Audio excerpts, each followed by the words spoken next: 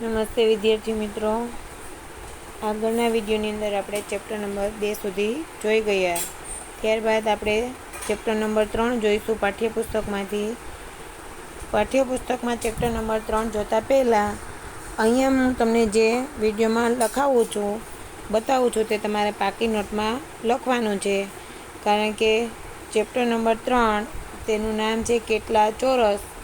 તો કેટલા ચોરસની અંદર આપણે પરિમિતિ અને ક્ષેત્રફળ શોધવાનું છે. તો આપણે પહેલાં પરિમિતિ અને ક્ષેત્રફળની વ્યાખ્યા જોઈ જઈએ, ત્યારબાદ પરિમિતિના સૂત્ર અને ક્ષેત્રફળના સૂત્ર જોઈએ. તો પરિમિતિ કોને કહેવાય? તો પરિમિતિ એટલે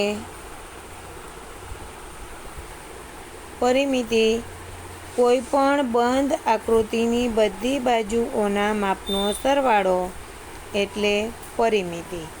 એટલે મતલબ કે તમારી આ બંધ આકૃતિ ચોરસ છે. ધારો કે અહીંયા 4, અહીંયા 4, અહીંયા 4, અહીંયા 4. તો આ ચોરસની પરિમિતિ કેટલી થશે? 16. કોઈ પણ બંધ આકૃતિની બધી બાજુઓના માપનો સરવાળો એટલે પરિમિતિ. પરિમિતિના એકમ સેમી, મીટર, કિમી વગેરે છે. આકૃતિનું માપ જો સેમીમાં હોય તો પરિમિતિનું માપ પણ સેમીમાં, અને આકૃતિનું માપ મીટરમાં હોય તો પરિમિતિનું માપ પણ શેમાં લખવાનું છે? મીટરમાં. જો આકૃતિનું માપ કિમીમાં હોય તો પરિમિતિનું માપ શેમાં લખવાનું છે? કિમીમાં. તમને પ્રશ્નમાં જે એકમ લખેલો હોય કે 4 સેમી, અહીંયા મેં જે હમણાં ચોરસ દોરેલું એમાં 4 લખ્યું, જો તેની પાછળ સેમી એકમ હોય તો જવાબ આપણે સેમીમાં લખવાનો. જો 4 મીટરમાં હોય તો મીટરમાં, 4 કિમી હોય તો કિમીમાં. તો એ ખાસ યાદ રાખવાનું છે. તો આ એના એકમો છે પરિમિતિના, સેમી, મીટર, કિમી, એ બધા એકમો છે. ત્યાર પછી આગળ જોઈએ તેના સૂત્ર. ચોરસની પરિમિતિનું સૂત્ર શું છે અને લંબચોરસની પરિમિતિનું સૂત્ર શું છે? ચાલો પહેલાં જોઈએ ચોરસની પરિમિતિ. ચોરસની પરિમિતિ બરાબર લંબાઈ વત્તા લંબાઈ વત્તા લંબાઈ વત્તા લંબાઈ વત્તા લંબાઈ. તો 4 વખત લંબાઈ હોય તો આપણે 4 ગુણ્યા લંબાઈ લખી શકાય. તો ચોરસની પરિમિતિનું સૂત્ર શું આવશે? 4 ગુણ્યા લંબાઈ. ત્યાર પછી લંબચોરસની પરિમિતિ. તો લંબચોરસની પરિમિતિ એનું સૂત્ર કરીએ તો લંબાઈ વત્તા પહોળાઈ, લંબાઈ વત્તા પહોળાઈ. તો એનું સૂત્ર અહીંયા 4 નહીં આવે, પરંતુ અહીંયા આવશે 2. તો આ ભૂસીને આપણે અહીંયા લખવાનું છે 2 ગુણ્યા લંબાઈ વત્તા પહોળાઈ. આ રીતે તમારે લખવાનું છે 2 ગુણ્યા લંબાઈ વત્તા પહોળાઈ. અહીંયા ભૂલથી 4 લખેલા છે તો 4 લખવાના નથી.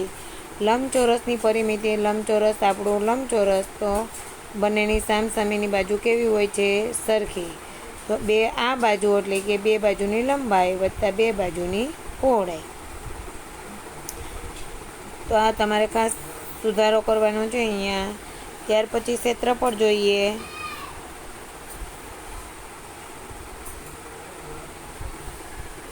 આકૃતિને સપાટી પર, ક્ષેત્રફળ એટલે શું કે આકૃતિએ સપાટી પર રોકેલ જગ્યાનું માપ એટલે ક્ષેત્રફળ. આકૃતિને આલેખપત્ર ઉપર મૂકવામાં આવે છે. ચાલો કે આ જે છે ગોળ, તો આ જે વચ્ચેનો ભાગ છે તે અંદર રોકાયેલો ભાગ એનું ક્ષેત્રફળ કહેવાય. તો આકૃતિ વડે કેટલાક આખા, કેટલાક અડધા, કેટલાક અડધાથી ઓછા અને કેટલાક અડધાથી વધારે ખાના રોકાય છે.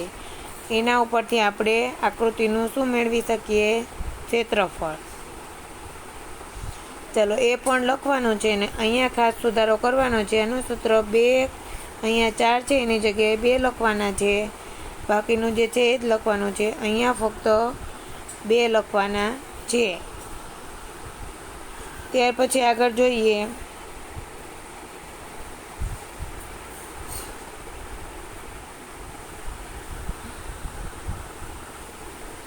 જે ખાનામાં આકૃતિએ આખો ભાગ રોકેલ હોય તે ખાનાને આખું ગણીશું અને જે ખાનામાં અડધાથી વધારે ભાગમાં આકૃતિએ જગ્યા રોકેલા હોય તો તે ખાનાને પણ આખું ગણીશું. જે ખાનાનો અડધો ભાગ આકૃતિએ રોકેલ હોય તો તે ખાનાને અડધું ગણીશું અને 2 અડધા ખાના મળીને આખું ખાનું ગણાશે. ચલો, ખાનામાં તમે આગળ શીખશો ત્યારે તમને આવી કોઈ પણ આકૃતિ આપેલી હોય, ધારો કે તમને આવું ત્રિકોણ આપેલું છે અને ત્રિકોણની અંદર તમને એમ કીધું કે ક્ષેત્રફળ શોધો, તો અહીંયા તમને આવા ચોરસ પાડેલા હોય છે. આ રીતે આ જે ચોરસ છે તે બધી બાજુ 1-1 સેમીના હોય, એટલે કે ક્ષેત્રફળ તમને આપેલું જ હોય કે બધી બાજુ 1-1 સેમી છે. બરાબર. તો હવે પહેલો મુદ્દો જોઈએ. જે ખાનામાં આકૃતિ આખો ભાગ રોકેલ હોય તો તે ખાના, ધારો કે આ આખું ખાનું રોકેલું છે તો એને કેવું ખાનું ગણવાનું? આખું ખાનું. એ તો ખબર પડે ને, આ આખું ખાનું કહેવાય.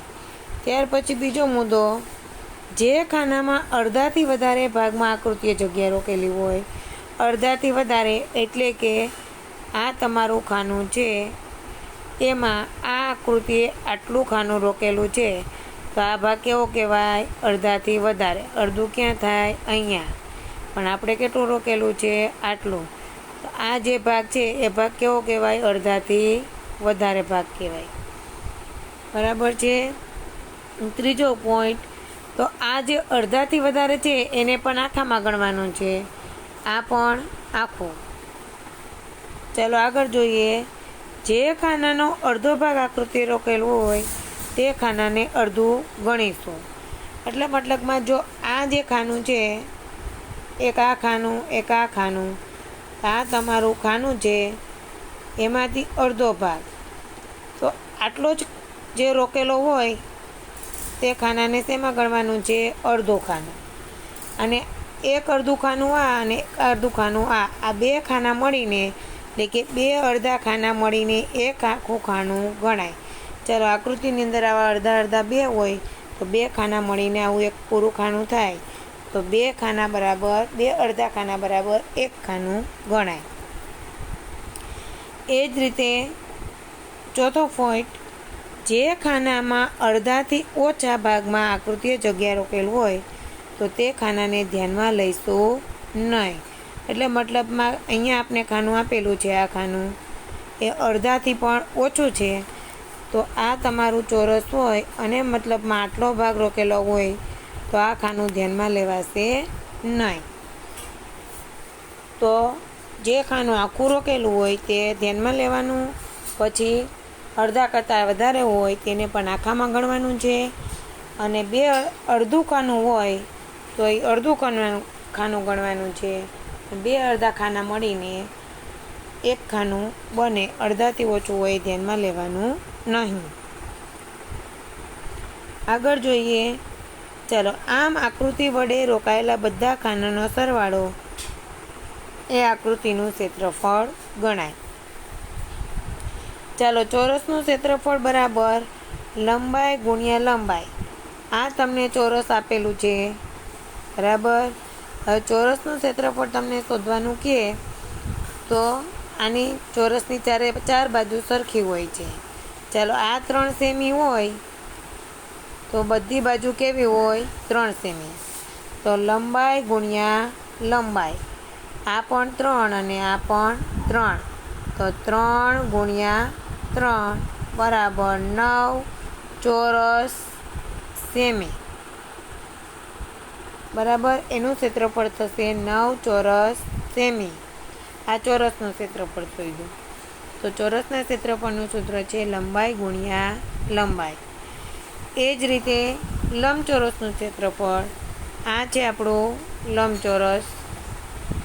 ચાલો, લંબચોરસમાં આ બાજુનું માપ છે 5, આ બાજુનું માપ છે 2.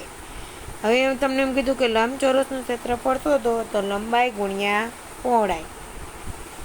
આ આપણે તેની લંબાઈ લઈએ તો 5 સેમી ગુણ્યા 2 સેમી. 5 દુ 10, 10 ચોરસ સેમી.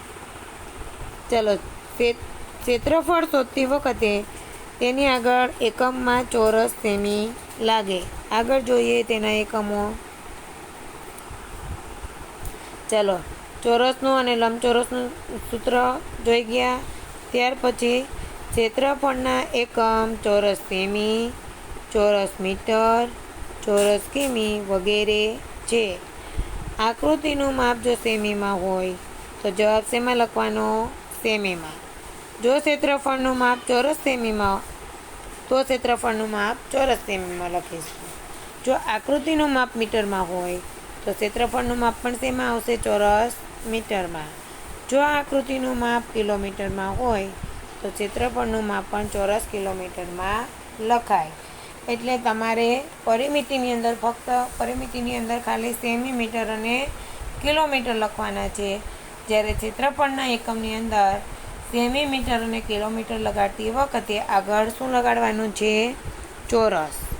તો આપણે તેના સૂત્રો અને તેની વ્યાખ્યા જોઈ, જે તમારે પાકી નોટમાં સરસ અક્ષરે નવા પેજે હેડિંગ મારીને લખવાનું છે. ત્રીજા પાઠનું હેડિંગ મારવાનું છે. અને નીચે જો પહેલાં પરિમિતિની વ્યાખ્યા, પછી પરિમિતિના સૂત્ર અને પરિમિતિના એકમો, ત્યાર પછી ચોરસની વ્યાખ્યા, ચોરસના ક્ષેત્રફળના સૂત્રો અને ચોરસના ક્ષેત્રફળના એકમો લખવાના છે. ત્યારબાદ આપણે પાઠ્યપુસ્તકમાં પાઠ ચાલુ કરીએ.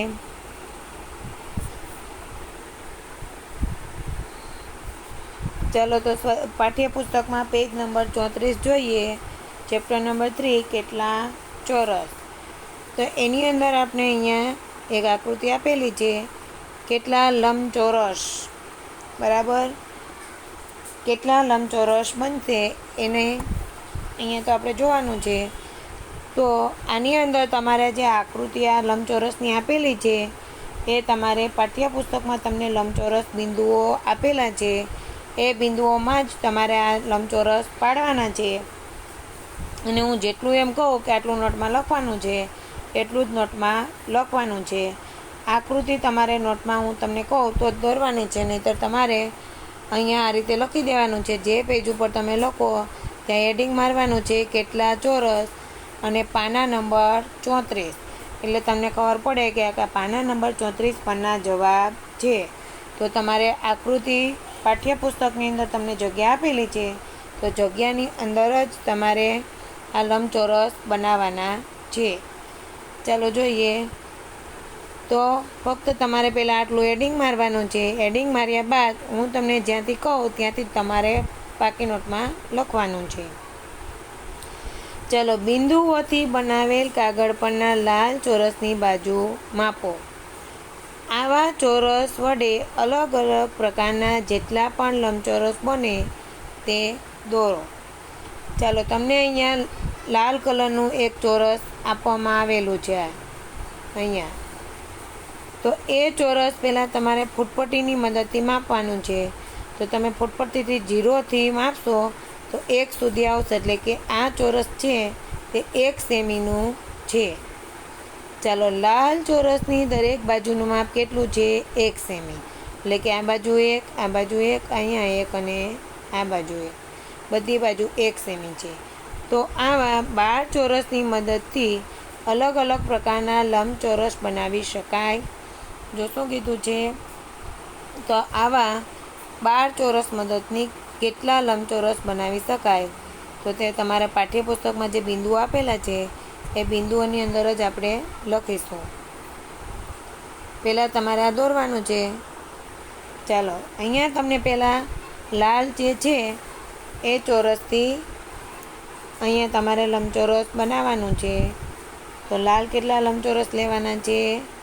આ એક તો આપેલું છે, એના પછીનું 1, 2, 3, 4, 5, 6, 7, 8, 9, 10, અને 11 બરાબર. તો અને આ લાલ હોતાઈને 12 એટલે કેટલું એક લંબચોરસ બનશે. અહીંયાથી 12 લંબચોરસ થાય છે. આ હોતાઈને 12.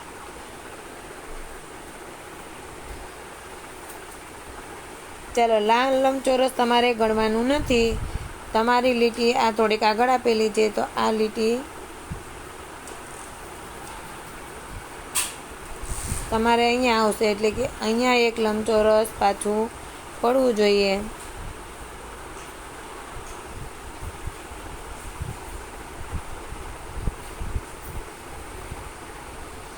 તમારે આ બિંદુથી જ લેવાનું છે. ચાલો ગણો કેટલા બિંદુ આવશે. તો 1 2 3 4 5 6 7 8 9 10 11 અને અહીંયાથી આ 12મું જે આ થોડોક જાંબલી રંગની પટ્ટી છે લીટીવાળી, એ તમારે બિંદુથી સરખી લેવાની છે. એટલે કે આ બાજુની 2 લાઈન તમારે વધવી જોઈએ. એટલે કે આ પણ 12 ચોરસનું એક લંબચોરસ બનશે.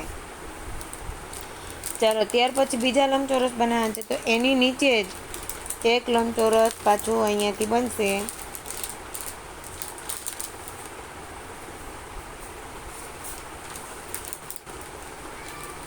આ રીતનું તમારે અલગ અલગ લંબચોરસ બનાવવાના છે.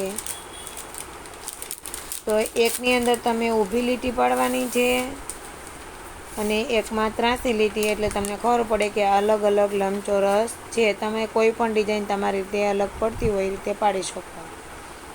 ચાલો, 2 લંબચોરસ બની ગયા અહીંયા સુધીના. આ ઉપરના બન્યા છે.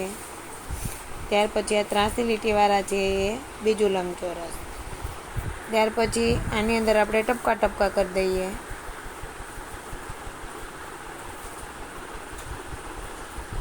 તમને અહીંયા અલગ બતાવેલા જ છે, બરાબર. એ રીતે તમારે પણ અલગ અલગ બતાવવાના છે. તો આ પણ 12 ખાનાનું થયું, આ 12 ખાનાનું ને આ પણ 12 ખાનાનું. હવે અહીંયા નીચેના જે છે એ પણ કેટલા કેટલા ખાનાના બનાવવાના છે? 12 ખાનાના જ બનાવવાના છે. તો તમારી રીતે અહીંયા કેટલા ચોરસ બનશે એ તો આ ચોરસની અંદર તમારે ઊભા 3 બિંદુ આવવા જોઈએ અને આડા આવી રીતે 4 ખાના પડવા જોઈએ. બધાની અંદર બધા એક સરખા જ બનાવવાના છે. તો એવા કેટલા ચોરસ બને છે? 1 2 3 ને 4. બધામાં અલગ અલગ આ રીતે કેમ દર્શાવેલા છે એવી રીતે કોઈમાં આવી રીતે પેટર્ન અલગ બતાવવાની છે, કોઈમાં લીટી પાડવાની છે, કોઈમાં ત્રાસી લીટી પાડવાની છે, માં સીધી લીટી અને ચેક્સ પાડી દેવાના છે. એટલે 4 ચોરસ અલગ થાય. તો આ રીતે તમારા પાઠ્યપુસ્તકમાં બનાવી દેવાની છે. ચાલો, એમાં જ આપેલું છે, જો સવાલ આપેલા છે. ચાલો, તમે કેટલા લંબચોરસ બનાવી શક્યા? ચાલો, આમાં જોઈએ કેટલા લંબચોરસ બન્યા આપણાથી. તો આ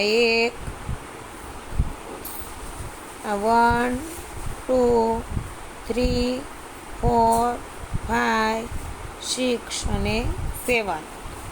કેટલા બન્યા? 7. તો પાઠ્યપુસ્તકમાં લખવાનું છે, એમાં તમને ખાલી જગ્યા આપેલી જ છે. તમે કેટલા લંબચોરસ બનાવી શક્યા?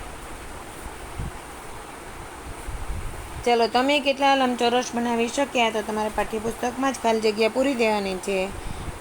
હું 7 લંબચોરસ બનાવી શક્યો. લખવાનું છે કેટલા? 7. લંબચોરસ 2 ગુણ્યા 6 એટલે કયો લંબચોરસ આવશે? અહીંયા જે છેલ્લો લંબચોરસ હતો એ 2 ગુણ્યા 6 એટલે કે 6 ખાના ઊભા અને 2 ખાના આડા. ત્યાર પછી 4 લંબચોરસ 3 ગુણ્યા 4ના એટલે 1 2 3 અને 4. આ 4 સરખા છે. 2 લંબચોરસ 1 ગુણ્યા 12 એટલે કે ઉપરના જે 2 લાંબા લંબચોરસ બનાવ્યા હતા એવડા એ. આમ કુલ લંબચોરસની સંખ્યા 1 + 4 + 2 બરાબર 7 થાય. દરેક લંબચોરસ બાર સમાન ચોરસમાંથી બન્યા હોવાથી દરેક ક્ષેત્રફળ સમાન છે, પણ તેમની હદની લંબાઈ અલગ અલગ છે. ચલો, દરેક લંબચોરસના 12 ચોરસની મદદથી બન્યા છે, તો દરેકનું ક્ષેત્રફળ કેટલું થશે? સરખું છે, પરંતુ તેની હદની લંબાઈ અલગ અલગ થાય. તો હદની લંબાઈ અલગ અલગ છે. હદની લંબાઈની શું કહેવાય? પરિમિતિ કહે છે. આપણે આગળ વ્યાખ્યા લખી ગયા. તો હદની લંબાઈને શું કહેવાય? પરિમિતિ. તો અહીંયા સુધીનું આ લંબચોરસવાળું તમારે પાઠ્યપુસ્તકમાં પૂરવાનું છે, નોટમાં લખવાનું નથી. જે મેં આગળ વ્યાખ્યાવાળું લખાવ્યું એ નોટમાં લખવાનું છે. આગળ જોઈએ. ચાલો, ક્યાં લંબચોરસની પરિમિતિ સૌથી વધારે છે? તો અહીંયાથી આ પ્રશ્ન નંબર મારીને તમારે નોટમાં લખવાનું છે. ઉપર લખવાનું છે કે પાના નંબર 34 કેટલા ચોરસ, અને સવાલ 1 કરીને લખવાનું છે કે કયા લંબચોરસની પરિમિતિ સૌથી વધારે છે. તો અહીંયાથી જ્યાં સુધી હું તમને કહું ત્યાં સુધી તમારે નોટમાં લખવાનું છે. ચાલો, પહેલો લંબચોરસ 1 × 2 સેમીના માપના લંબચોરસની પરિમિતિ સૌથી વધારે છે. કઈ રીતે? તો 1 × 2. ચાલો, આવું આપણું લંબચોરસ બન્યું હતું. તો આ 12 ખાના હતા અને અહીંયા હતા 1. ચાલો, આ સૂત્ર મૂકવાનું છે. લંબચોરસની પરિમિતિ બરાબર 2 × લંબાઈ વત્તા પહોળાઈ. તો આપણી લંબાઈ કેટલી છે? 12 સેમી. અને પહોળાઈ કેટલી છે? 1. 12 + 1 13 × 2 એટલે 26 સેમી. ત્યાર પછી 2 × 6 સેમી માપનો, એટલે કે છેલ્લો લંબચોરસ આપણે બનાવેલો એ આડા 2 ખાના અને ઊભા 6 ખાના. આ રીતનું.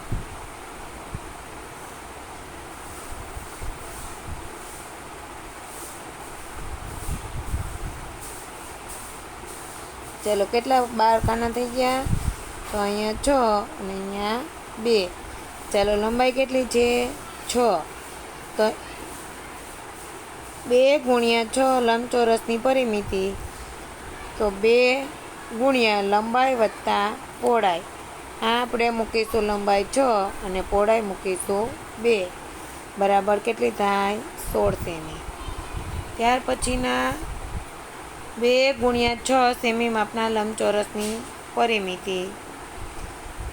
સોરી, અહીંયા 2 × 6 નહીં આવે, પરંતુ અહીંયા લખવાનું છે 4 × 3.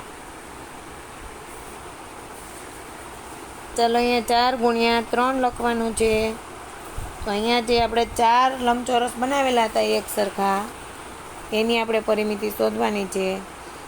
તો આડા કેટલા ખાના છે? 4. અને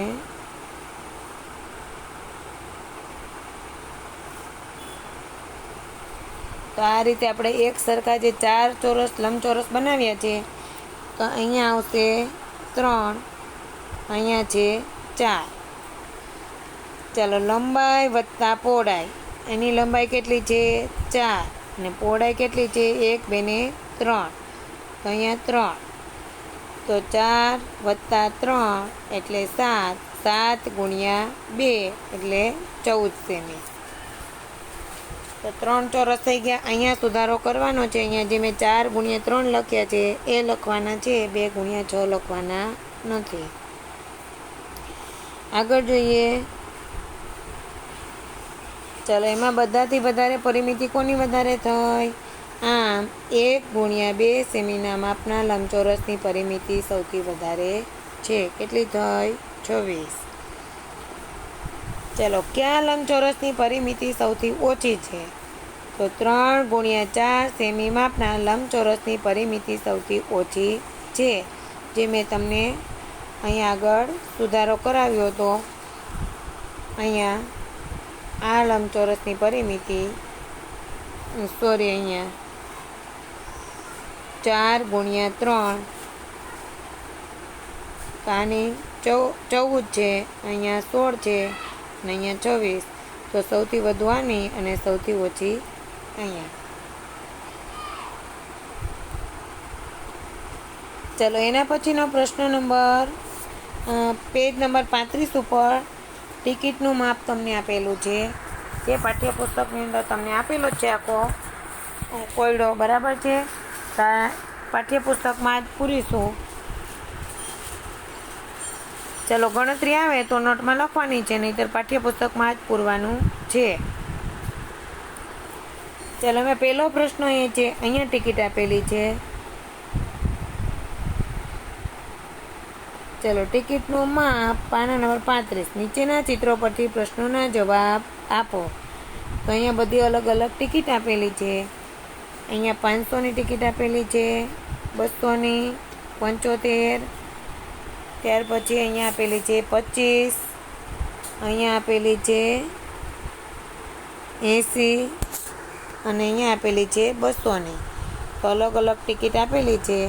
એ ટિકિટોના ચિત્ર પરથી નીચેના જવાબ આપવાના છે. તો જોઈએ અહીંયા ટિકિટ એ એટલે કે ટિકિટ એ આવડી આ છે, અહીંયા ઉપરની આ ટિકિટ એ. ચલો એ ટિકિટ એ દ્વારા 1 સેમી બાજુવાળા કેટલા ચોરસ ઢંકાય છે? તમારો પ્રશ્ન પહેલો છે કે એક ટિકિટ એ દ્વારા 1 સેમી બાજુવાળા કેટલા ચોરસ ઢંકાય છે? તમારે પાઠ્યપુસ્તક સાથે લઈને બેસવાનું છે. પ્રશ્ન એ વાંચો. ચાલો કેટલા ઢંકાય છે? તો 1, 2, 3, 4, 5, 6, 7, 8, 9, 10, 11, 12, 13, 14, 15, 16, 17 ને 18. ચાલો કેટલા ઢંકાય છે? તો જવાબમાં લખવાનું છે કે 18 ચોરસ. ચાલો ટિકિટ બી દ્વારા 1, 2, 3, 4, 5, 6, 7 ને 8. તો ટિકિટ બી દ્વારા લખવાનું છે 18. અહીંયા આ રીતે તમારે પાઠ્યપુસ્તકમાં જવાબની ખાલી જગ્યા આપેલી છે, તો પાઠ્યપુસ્તકની અંદર જ લખવાનું છે બાજુમાં અહીંયા 18 ચોરસ. અને અહીંયા ટિકિટ બી દ્વારા તો 8 ચોરસ. ચાલો એના પછીનો બી, કઈ ટિકિટનું ક્ષેત્રફળ સૌથી વધારે છે? આ ટિકિટ 1 સેમી બાજુવાળા કેટલા ચોરસને ઢાંકે છે? ચાલો ટિકિટ એનું ક્ષેત્રફળ સૌથી વધુ છે. કેમ ખબર પડી? કારણ કે ક્ષેત્રફળમાં જે ભાગ સૌથી વધારે રોકે તેનું ક્ષેત્રફળ સૌથી વધુ. તો અહીંયા જે ટિકિટો આપેલી છે એમાં આપણે જોઈ શકીએ છીએ કે એવી ટિકિટ કઈ છે કે જેમાંથી બધાથી વધારે ખાના રોકતી હોય, તો એવી ટિકિટ એ છે. તો જવાબમાં લખવાનું છે કે ટિકિટ એનું ક્ષેત્રફળ સૌથી વધારે છે. તો એ ટિકિટ 1 સેમી બાજુવાળા કેટલા ચોરસ ઢંકાય છે? આપણે એમાં લખ્યું 18 ચોરસ ઢંકાય છે. ચાલો એના પછી સૌથી મોટી ટિકિટનું ક્ષેત્રફળ કેટલું છે? તો સૌથી મોટી ટિકિટ કઈ છે? ટિકિટ એ. તો એની અંદર ગણતરી બતાવવાની છે. તો એ ગણતરી તમારે બાજુમાં જગ્યા છે ત્યાં તમારે બતાવી દેવાની છે. ચાલો અહીંયા ટિકિટ એનું ક્ષેત્રફળ શોધીએ. તો ટિકિટ એ એમાં તમારે આવું લંબચોરસ આપેલું છે. ચાલો આડા ખાના કેટલા છે? 1, 2, 3, 4, 5 અને 6. તો અહીંયા માપ આવશે 6 સેમી. પછી ઊભા 3 ખાના રોકે છે. હવે આપણું સૂત્ર શું છે? લંબચોરસનું ક્ષેત્રફળનું સૂત્ર લંબાઈ ગુણ્યા પહોળાઈ. ચાલો લંબાઈ કેટલા સેમી છે? 6 સેમી. પહોળાઈ 3 સેમી. તો 6 તેરી 18. તો ક્ષેત્રફળ કેટલું થશે? 18 ચોરસ સેમી. તો એની અંદર જ આપણે બાજુમાં જગ્યા છે ત્યાં જ તમારે લખી દેવાનું છે કે સૌથી મોટું ટિકિટનું ક્ષેત્રફળ કેટલું થશે? 18 ચોરસ સેમી. અને ગણતરી પણ બાજુમાં જ બતાવી દેવાની છે. ચાલો તેના પછી પ્રશ્ન સી, કઈ બે ટિકિટનું ક્ષેત્રફળ સરખું છે? ચાલો, કઈ બે ટિકિટોનું ક્ષેત્રફળ સરખું છે? તો દરેક ટિકિટનું ક્ષેત્રફળ કેટલું છે? ખાલી જગ્યા ચોરસ સેમી. ચાલો, ટિકિટ ડીની અંદર તમને આ રીતે ખાના આપેલા છે.